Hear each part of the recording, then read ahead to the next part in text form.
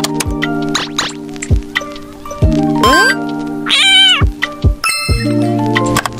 teman-teman, perkenalkan kami dari kelompok 4 yang beranggotakan Dayantika Purwandari Putri, Titian Syahwalani Arga Putri, Raisya Kamila Putri, Askara Maulana Rashid, dan Muhammad Kevin Wardana. Jadi, pada pembelajaran video kali ini, kami akan membawakan materi yang berjudul Kerajaan Bali. Dalam video kali ini akan dibahas mengenai proses pendirian dan letak geografis raja-raja, perkembangan dan kejayaan, masa keruntuhan dan penyebabnya, lalu peninggalan dan bukti-bukti kerajaan Bali.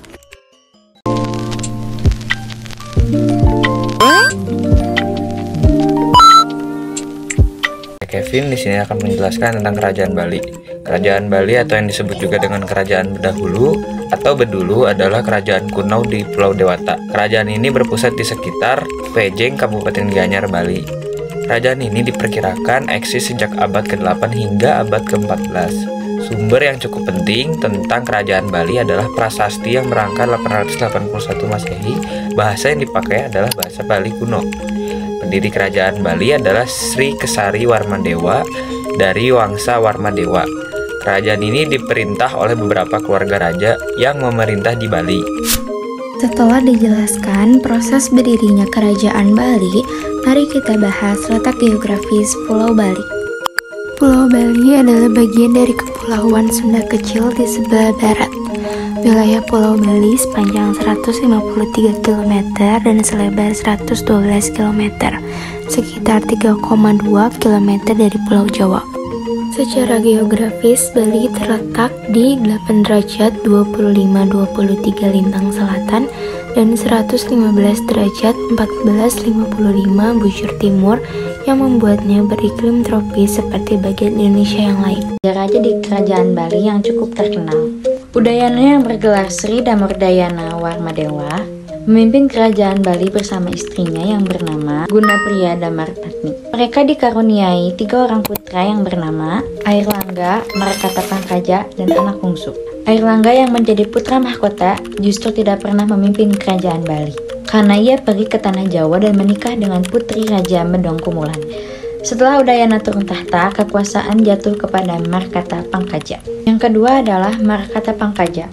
Selama berkuasa, Markata Pangkaja merupakan raja yang melindungi dan memerhatikan rakyatnya. Setelah kepemimpinannya berakhir, tidak ada catatan tentang siapa yang berkuasa di Bali sampai dengan 1049 Masehi. Yang ketiga adalah anak bungsu. Sejak berkuasa dari 1049 Masehi, anak bungsu dikenal sebagai raja yang penuh balas kasih kepada rakyatnya. Karena anak bungsu tidak mempunyai ahli waris, kepemimpinan Kerajaan Bali diteruskan oleh Sri Maharaja Wala Prabu.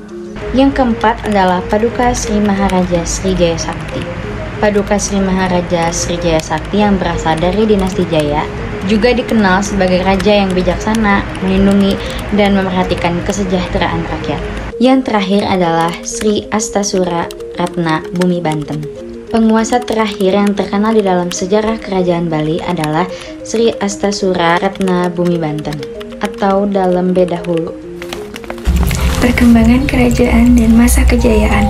Salah satu masa kejayaan Kerajaan Bali yang paling menonjol adalah pada masa pemerintahan Raja Udayana. Pada masa itu, Kerajaan Bali mencapai puncak kejayaannya dan mengalami kemajuan di berbagai bidang.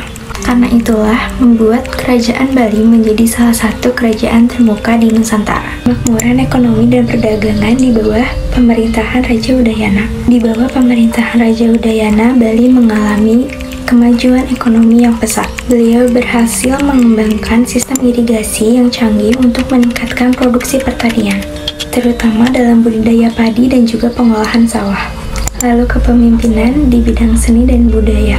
Salah satu aspek yang tidak akan pernah lepas pada masa kerajaan yang dipimpin oleh Raja Udayana adalah di bidang seni dan juga budaya. Kerajaan ini mendukung dan mempromosikan perkembangan seni seperti seni tari, seni patung, seni lukis, dan juga seni sastra. Di bawah dengan para seniman dan juga dukungan kerajaan, seni dan budaya di Kerajaan Bali berkembang pesat hingga masa kejayaannya. Lalu ada pengaruh militer dan juga pengaruh politik.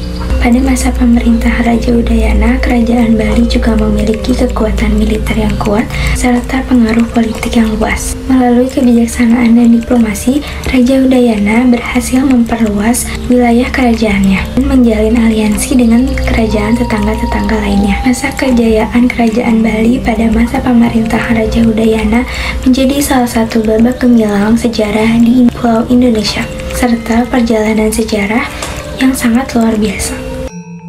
Hampir sama dengan kebanyakan kerajaan yang pernah ada di Indonesia, alasan mengapa Bali mengalami kemunduran dikarenakan ada berbagai intervensi dari pihak luar terhadap wilayah kekuasaannya.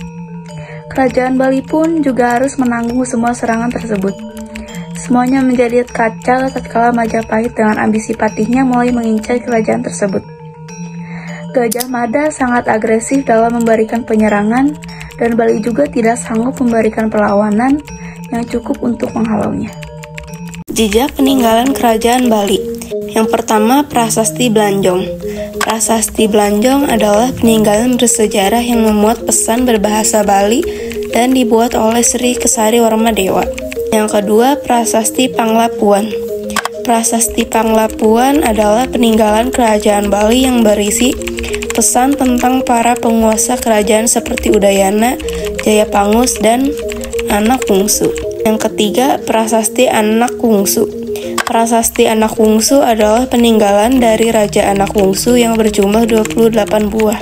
Yang keempat, Pura Agung Besaki. Pura Agung Besaki merupakan tempat pemujaan yang menjadi cikal bakal agama Hindu di Bali. Jadi, itulah beberapa prasasti dari kerajaan Bali yang dapat kami sampaikan.